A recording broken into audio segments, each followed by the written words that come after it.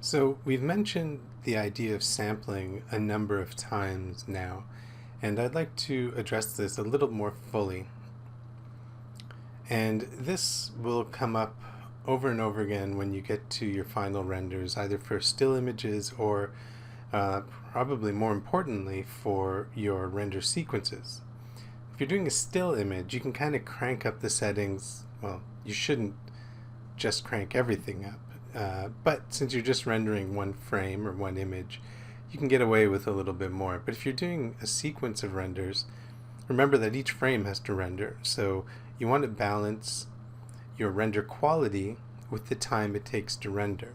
And so Arnold is great in this way, in that they break down the amount of sampling that you can apply to different aspects of your render. So let's look at the render settings here for a second, and we'll get to the samples. So you should have the Arnold renderer selected. There are lots of different renderers, some that are still in use, some that aren't.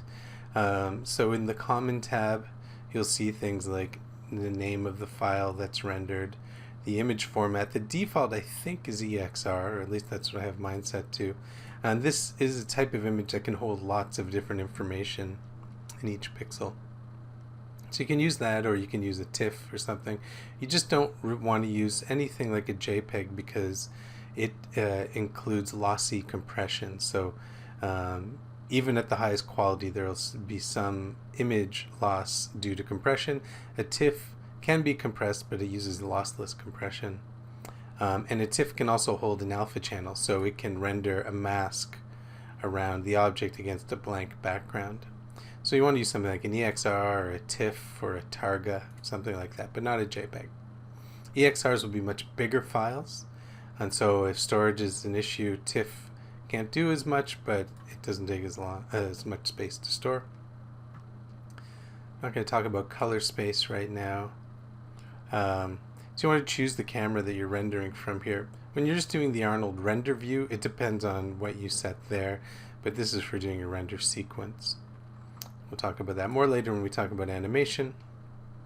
Down here we've got image size, and we can set the presets here. So I've got mine to 1K square, so that's 1000 pixels square. It's actually probably 1024 by 1024, 1024 by 1000. Oh, it is. It says right there.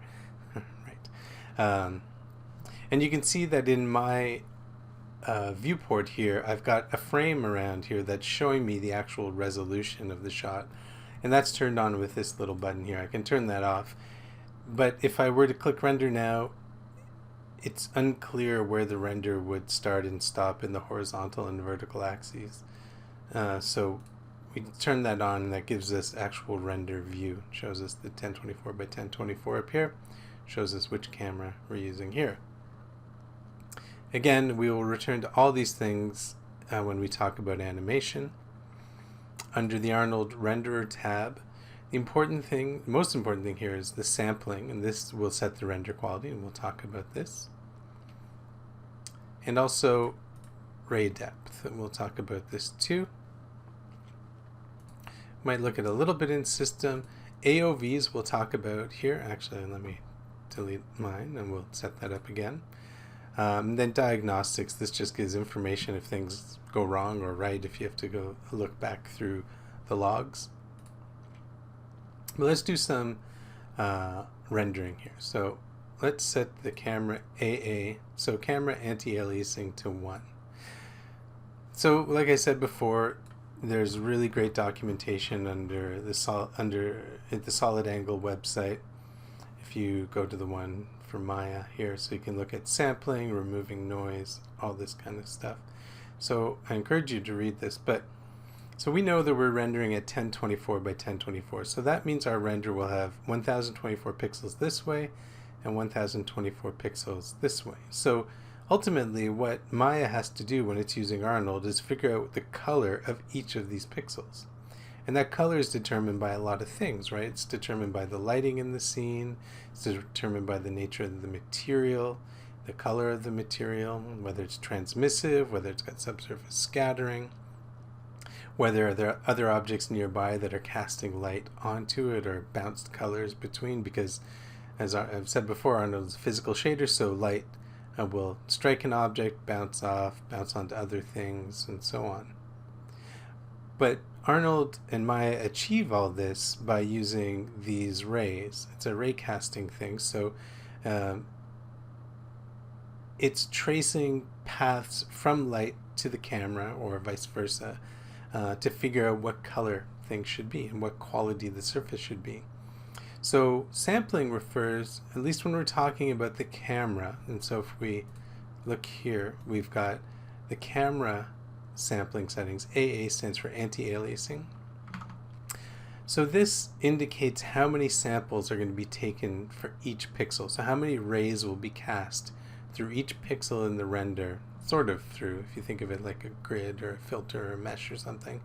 How many samples it will use to get the information for that color at that one pixel.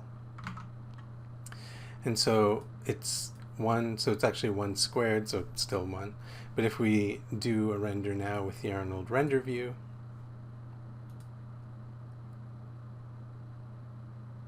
so pretty grainy looking, right?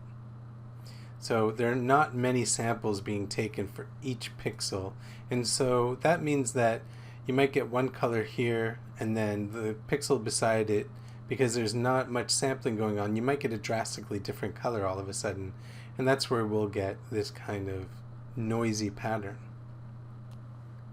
So if we start to change the anti-aliasing pattern, we'll just leave everything else the same.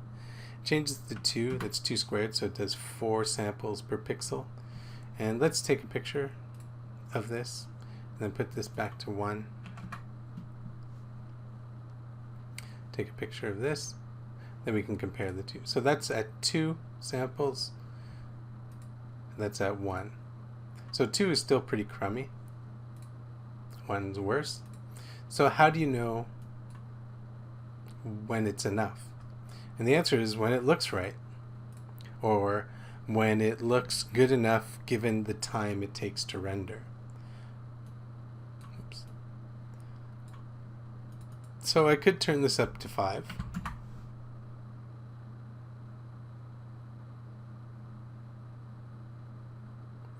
And you can see it's taking quite a bit longer to render. And how long it takes to render depends on your machine, how many CPU cores you have.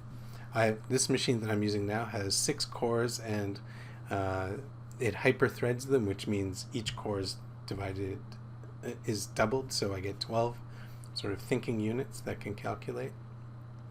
And so with camera A of 5, the quality is much better compared to 1, obviously, and better compared to 2. It's still not perfect though, there's still some weird stuff going on in here. And so let's look at what's going on here. So camera samples, it says it's doing 25, so it's 5 squared.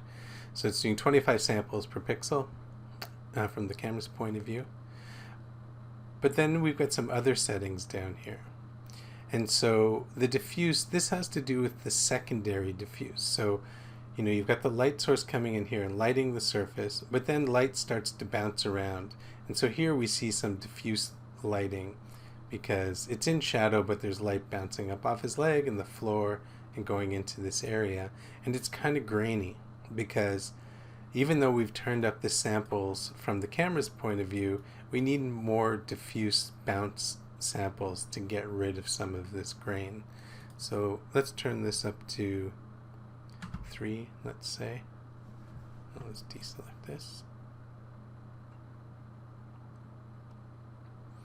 And again, it's taking a little longer to render.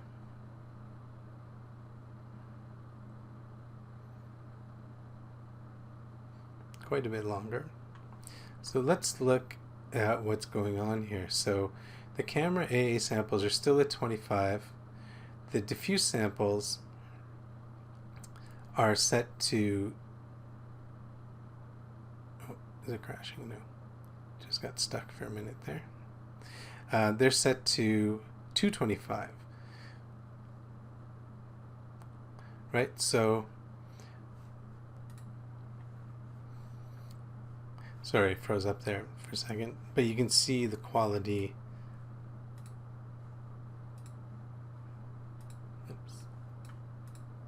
So that's with the diffuse sample set to 3. Oh, that's the same one. And that's with diffuse set to 1. So between there and there. So it's really cleaned that up. But if you look here, the diffuse samples are set to 225.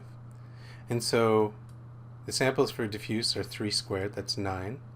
And camera AA is 5 squared, it's 25. And then 9 times 25 is giving us the 225. So as you turn up each of these things, you start to really vastly increase the amount of sampling that has to be done. So if there's no subsurface scattering in your scene, you can turn that off. There's nothing transmissive, so nothing transparent, you can turn that off. But if we want to increase specular, so if we turn this off, now let's see what this does.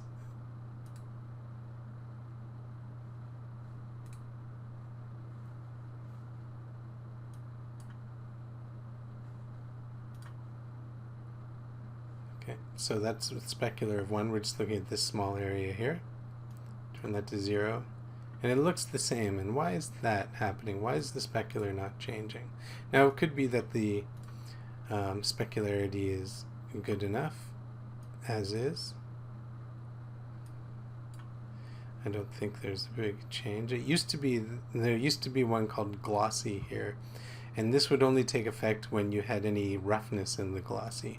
It doesn't seem to be quite the same here, but I think because this is such a sharp specular that we're not getting much spread over the edge. I think if it's a rougher specular, then you might need to turn the samples up to get better results. Although we're not really seeing that very clearly here, to be honest.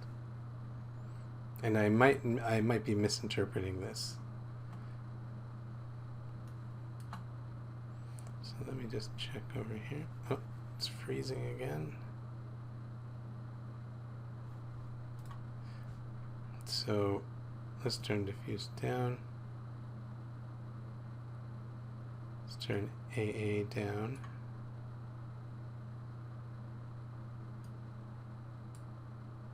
So the A is so low, we're not going to notice much difference in the specular samples. Okay, so all of these things, transmission, if you've got noise in the transparent parts of your material, you can turn up the transmission samples. Subsurface scattering, this usually needs to be turned up quite a bit, and this contributes to a lot of render time. So we looked at this in the last video, but if I take this material and I go down to subsurface scattering and I turn this up, it goes to black right now, and that's because I have no samples in the subsurface scattering. So it can't sample for that at all. If I turn it to 1, then we'll start to see the effect of the subsurface scattering. We'll reduce the scale and give it a slightly different color so we can just see what's going on here.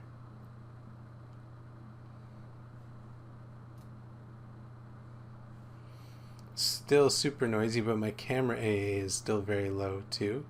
So if I turn my camera AA up, let's see what the difference is. Let me clear all these. Okay,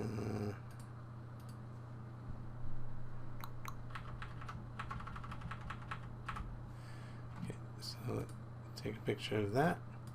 Then we'll go into here and turn my camera A up. So let's say to 3. See what that does. So I think it looks a little bit better. The camera AA of 1 is going to be too low for everything. I'm just using it for speed right now and as control. So let's take a picture of this. So camera AA of 3 of 1. So you can see how noisy that is. So if we leave it at 3 and then start turning up the subsurface scattering samples, and let's change that to 3. You can see it's working there. I've got it set to a spiral pattern, so that's why it's working in that way. And you can see that my these are called buckets, are very small. I've got them set to quite a small size, just so we can see it growing gradually. And when you're working in a small area, It's good to have small buckets for quick results. Right, so this is looking better, but you can see the massive render time increase for something like this. And this is a simple scene with just one light, one object, well, two objects, got the floor too. And this is a pretty, well, fairly beefy home computer with 6 cores and 12 hyperthread cores. So that's done, and that took 47 seconds. So imagine if this, and this isn't even full HD, if you had to do this from one frame, then another frame, things would add up. So that's with subsurface scattering set to 3, subsurface scattering set to 1. So 1 is clearly not acceptable. Even 3 is looking a little bit rough in areas like this in the shadows. Here in the highlight areas it looks pretty good, but down here it looks a little rough. But then that brings up the question, how do you know where the sampling problems are? Because you could argue, like in here, that the roughness under his arm is due to subsurface scattering, but it could also come down to your secondary diffuse samples. So that brings up the topic of AOVs. Now, AOVs, you can see in the render settings here under the Arnold renderer options. This stands for arbitrary output values. In other programs and renderers, these would be called passes. So what we're looking at right now is the beauty pass. It's got the specular, it's got the diffuse, it's got the subsurface scattering, it's got the shadows and everything. But you can actually write all of these things out separately and reassemble them in something like Photoshop or After Effects or Nuke, something like that. And we will talk about that later on when we get into compositing. But when you're trying to diagnose problems with your render in terms of sampling noise, AOVs are actually a great place to start. So this is, again, Arnold 5, so things might look a little bit different for you. I also have the AL surface shaders installed here, so that's why we're seeing some of these things here. But in Arnold 5, we'll find all the things we need here under built-in. So these are built-in things that all the shaders can write out. And there's lots of really useful things here, but for diagnosing problems, we're going to scroll down a little bit. So we can, let's turn off our render temporarily. So we can tell it to write out a diffuse AOV, diffuse albedo. So diffuse albedo indicates how much light is returned to the luminance of something. Don't really need that. But we do want diffuse direct. So that is the diffuse color that comes from light that directly strikes the surface. Diffuse indirect has to do with the diffuse color based on bounced light. So like under the arm here. We don't have any emission. We can try just an overall, all the indirect things here. We can write that out separately. We can write a specular AOV. We could write a specular direct and indirect. Now this is different than the old Arnold. This used to be, specular was always direct and reflection was indirect, I think. But now it's just got indirect and direct specular. Subsurface scattering we can write out, and then we can also write out subsurface scattering direct and indirect. We don't have any transmissive stuff here. This isn't see-through at all, so we don't have to write that. No volume, stuff like that. So you might be saying, or maybe you're not, but one might think that writing out all of these separate elements of the image will increase render time, and in fact it doesn't. Now there are some that will, like ambient occlusion, I think, if it comes in as pass or an ID pass, we'll talk about that later, could add to your render time. But all of these things are actually being written already by Arnold, and it's just actually separating them out so we can see them. So it shouldn't really make a difference in terms of your render time. So let's go back into the Arnold render view. Let me just save this file before something terrible happens. And now if we click on render, you'll notice nothing different happening. But if you look over here in the top left of your window, there's a drop down that says beauty, and by default it will show you the beauty pass, and these are all the AOVs put together, even the ones you didn't select. Just everything that goes into contributes to creating this final image, all the bounce, light, shadows, specular, all this sort of stuff. But now that we've added these AOVs, we can look at these individual channels. So diffuse. So it's showing us no diffuse, and that's because in this case we weighted our subsurface scattering to 100%. So we're getting all that local color from subsurface scattering. Diffuse direct, still nothing. Diffuse indirect, still nothing. Well, I shouldn't say nothing because we're getting it on the floor, right? So let's go back to diffuse. We are seeing the floor because that's just a standard shader. And so the light coming from the light source hitting the floor, that's this. If we go to diffuse direct, it should look largely the same.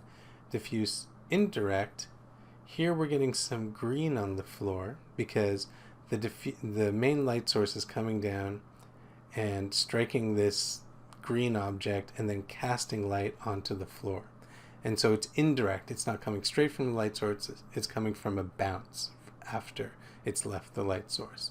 And so you can see now that the indirect diffuse is very noisy. And this is often where you'll find a lot of your noise, in the indirect diffuse.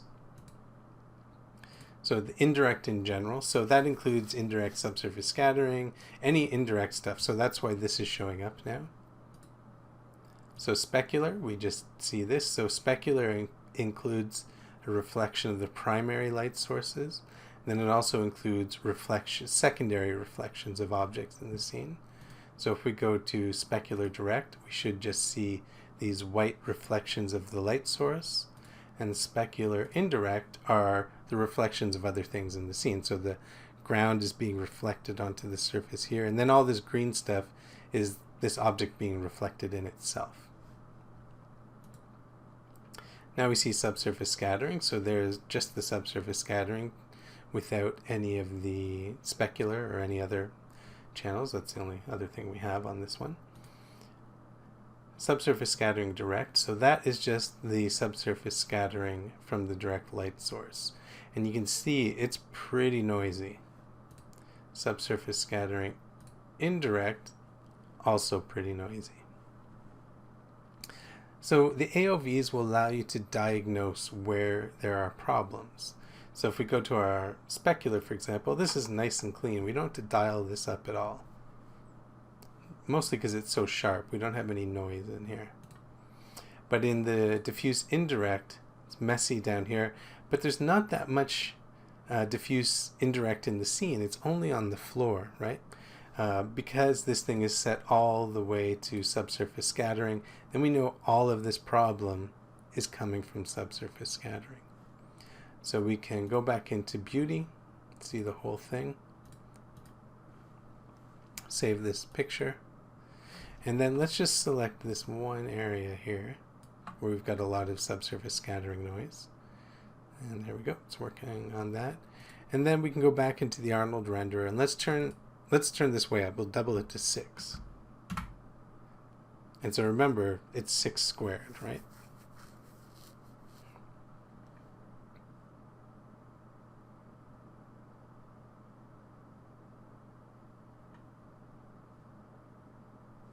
But here we're getting a much cleaner render.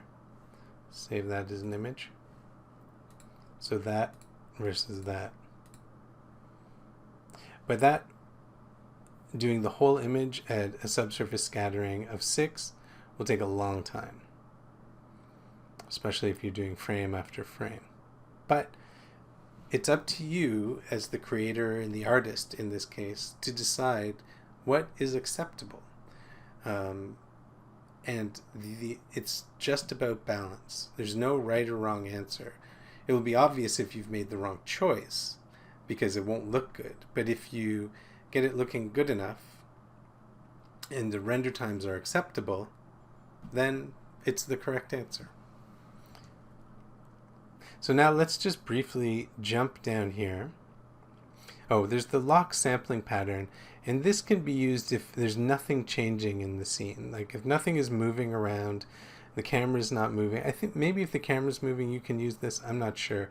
But it just means it doesn't resample each frame differently. However, if things are moving around and you've got it locked, then it can look weird because it should be resampling from frame to frame. Now we've got ray depth. And remember I said that rays are cast from the camera or from the light source. So let's say we've got our light up here. A ray is going to be cast down. It's going to sample the color here. And then it's going to look around to see what's being reflected on the surface to change the color here, depending on how many bounces it has to take. So depth means how many bounces or how many surfaces it has to traverse before it stops sampling. And so right now we've got it by default set to 10, so it can do 10 bounces. Right now the diffuse bounce is just 1. So that just means light comes down, hits the floor, bounces once to see if any green should be cast on the floor. If we had that set to 2, then the light would come down, bounce, then bounce again, and it would have to bounce all around. So as soon as you start turning up these values, your render times will start to go up. And a lot of the time, the return on investment is fairly minimal here for the type of work we do, particularly. Transparency depth is important. So in this case, this is set to 10, so this should be adequate. But here, his leg, for example, it's got the right side of his thigh. Then he had, if this was transparent, we'd have to look through to see the inside of his thigh, the left side. But then we'd have to go through this thigh, and then go through the back of that thigh, or going through the knee here. It's got the front surface, the back surface. Then his shin, or his leg, it's got to go through the front surface and back surface. And there may be cases where if I were looking this way, it'd have to go through here, then maybe through here, then through here, then through the leg. And so you want to make sure there's enough depth in your scene if you've got a complex transparent object or a number of transparent objects, one in front of the other, that the light rays are given enough depth to pass through all the surfaces. Now, if you do have a lot of transparent objects and you have to see other transparent objects through them, and especially if they're refracting, this can really boost your render time. So you might want to control this. The other thing that can really boost your render time are the specular bounces. So these are the reflective bounces. And so let's say we had 100 cells in the scene and they're all slightly reflective, and you had one bounce. So this cell, light comes down, strikes it, bounces to see what's reflected in its surface. If we start to turn this up, then we start to see reflections and reflections and reflections, and that can really kill your render time. So usually keeping this at 1 is fine. Oh, and here's transmission. So transparency depth and transmission depth kind of work hand in hand. So this transmission is where you want to set the number of surfaces the light ray has to go through in transparent objects.